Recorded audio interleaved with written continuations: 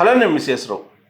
కొన్ని రోజులుగా క్యాబులు దోపిడీ అనేది కొనసాగుతుంది. ఇది సామాజిక అంశం. అందుకే నేను ప్రత్యేకంగా దీన్ని టేకప్ చేశాను.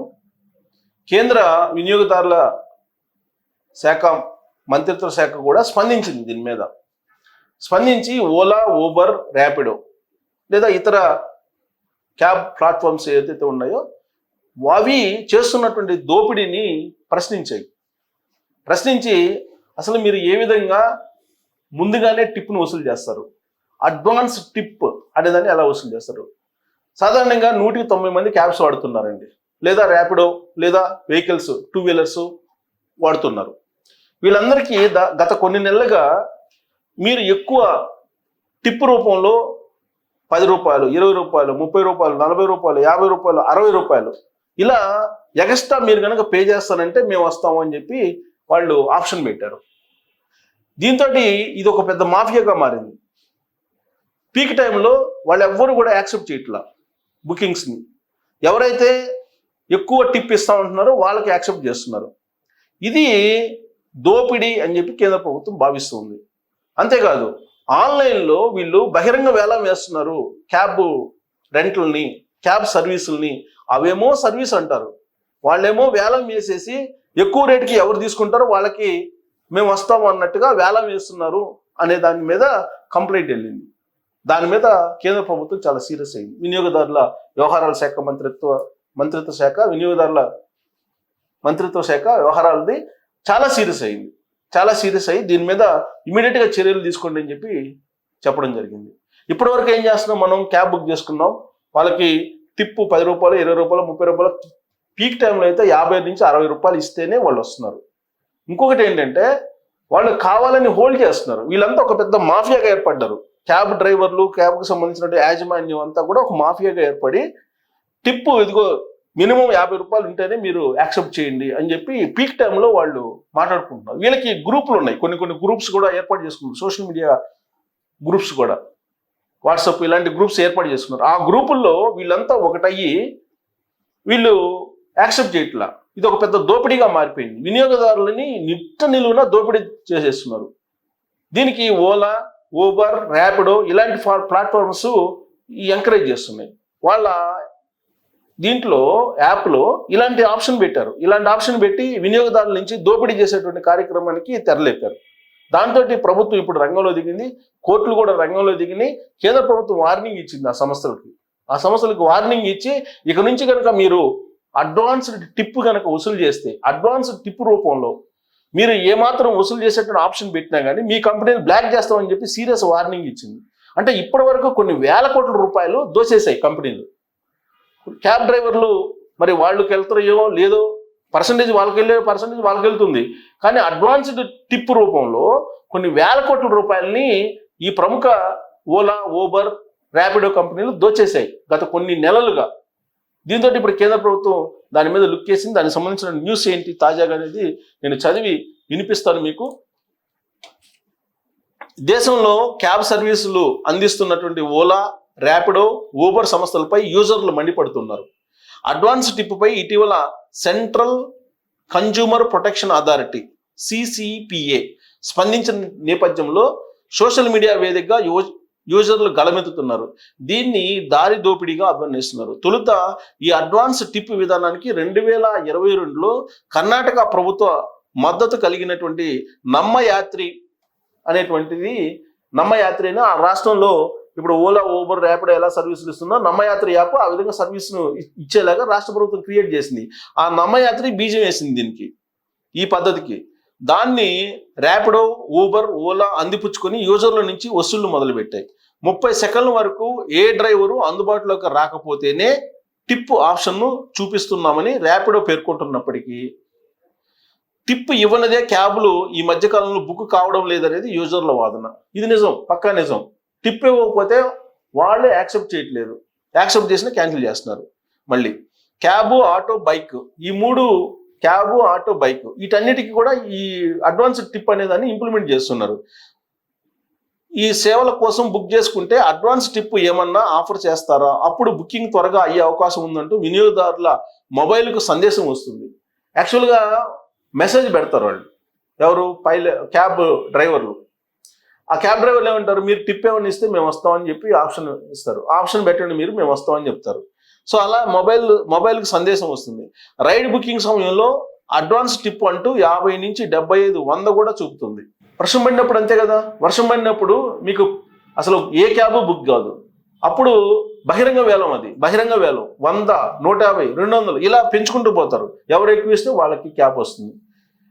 ఓ విధంగా టిప్ ఇచ్చేందుకు యూజర్ను బలవంతం చేయడం కిందకే వస్తుంది. ఇదో డార్క్ పాటర్న్గా వ్యవహరిస్తున్నారు నిపుణులు. డార్క్ పాటర్న్ అనే దాని కింద అంటున్నారు.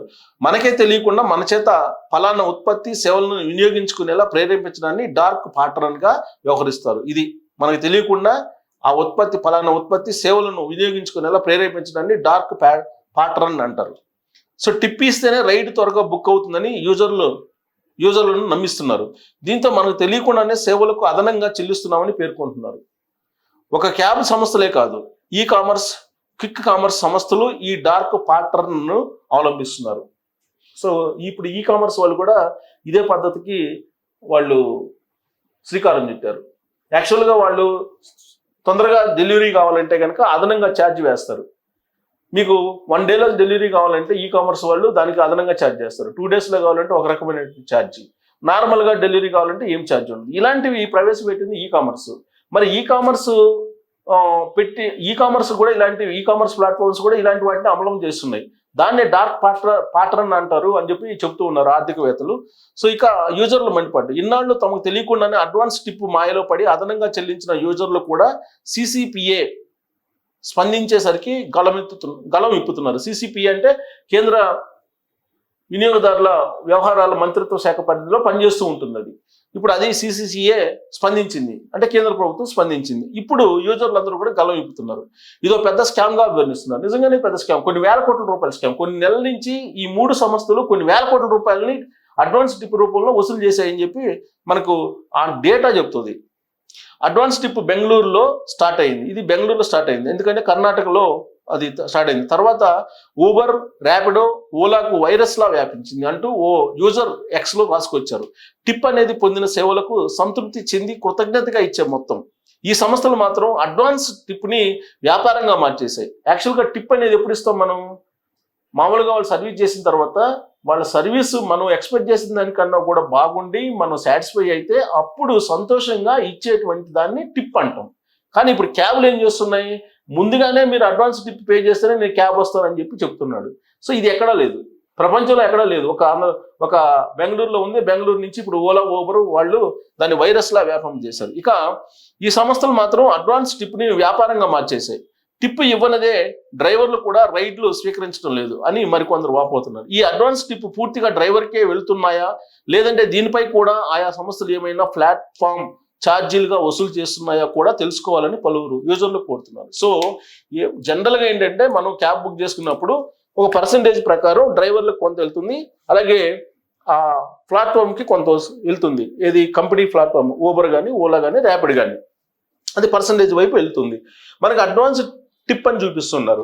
ఈ అడ్వాన్స్ టిప్ రూపంలో వసూలు చేసేటువంటి డబ్బు క్యాబ్ డ్రైవర్కి వెళ్తుందా, లేదంటే కంపెనీకి వెళ్తుందా అని అంటే టిప్ అయితే వెళ్తుంది డ్రైవర్లకి. అడ్వాన్స్ టిప్ రూపంలో వాళ్ళు అదనపు ఛార్జీలు వసూలు చేస్తున్నారు. ఖచ్చితంగా అది కంపెనీ కూడా చెంది ఉంటుంది. దీని మీద చెక్ చేసి కేంద్ర ప్రభుత్వం ఈ సంస్థల మీద చర్యలు తీసుకోవాలని యూజర్లు డిమాండ్ చేస్తూ ఉన్నారు.